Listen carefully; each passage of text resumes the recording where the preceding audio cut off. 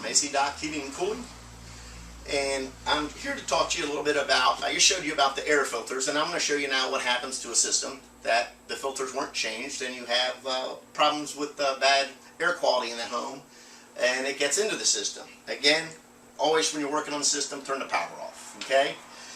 This has been disconnected for the purpose and ease of my video, but this is the blower section, and this is where the airflow goes through the furnace, and you would normally have your return air duct here.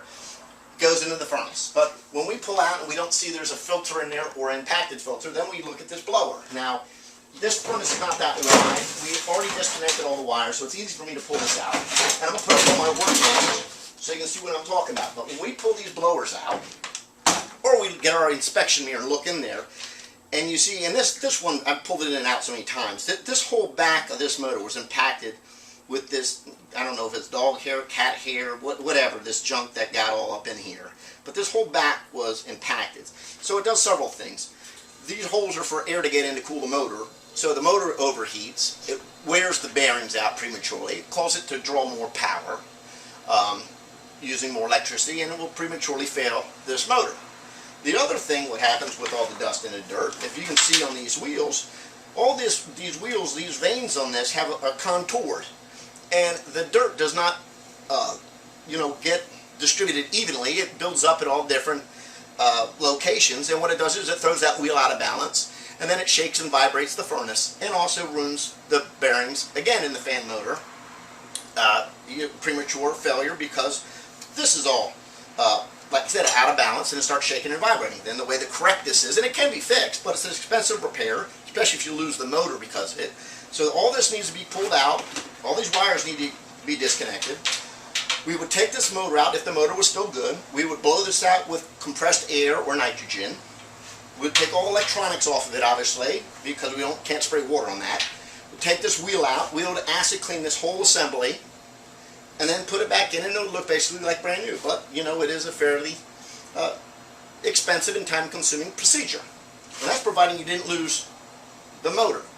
Okay? Now, the next thing that we would look at, when I have this out, and I'm a small guy, and the width of this furnace, I could actually climb in there. And what I'm looking at, when I see that blower that dirty, normally it's a good indication that the evaporator coil that's on top of the furnace is also impacted. The air goes into the blower section, and then up through, across the heat exchanger, and that's what brings the heat into your house in the wintertime when the furnace is running. And then it goes through the evaporator coil, which is what gives you the cooling and dehumidifying effect in the summertime. But that coil up here has very tight little fins. So I would lay in here and look up through with my flashlight. I would inspect the heat exchanger for holes and cracks. Then I could also look at that coil to see if it's dirty or impacted. And like I said, normally, with my experience, when you look at a blower like that, the coil's going to be impacted. Let me just move this so I can bring the coil over and show you.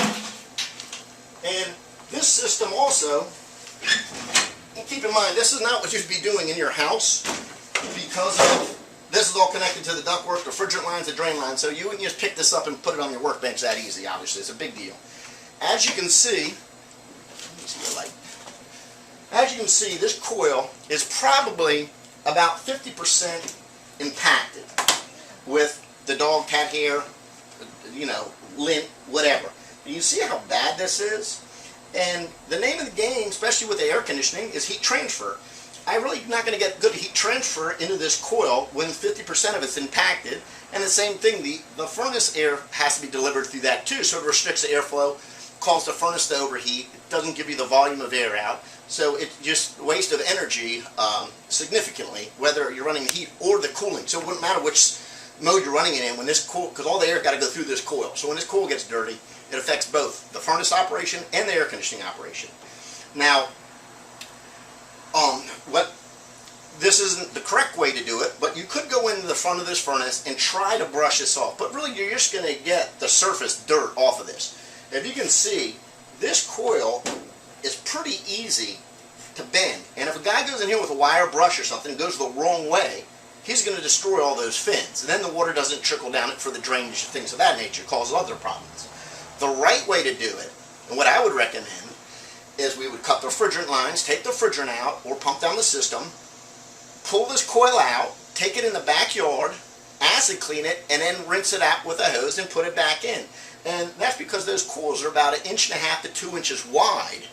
So like I said, you're just going to get the surface stuff out, even if you go in with a pretty good shop vac and a brush. I wouldn't recommend it. To do it right, you would take the refrigerant out of the system or pump the system down, but you still got to recover a little bit of the refrigerant. It's just a time-consuming process, and I wouldn't recommend it. At this point, it'd just be replacing the coil, or in this application, we replace the system because the blower's dirty, this is dirty, and there's several other problems. But it's a 10-year-old system that got ripped out, and a lot of this could have been prevented. So hopefully that's helpful. Again, I'm Scott from AC Dot.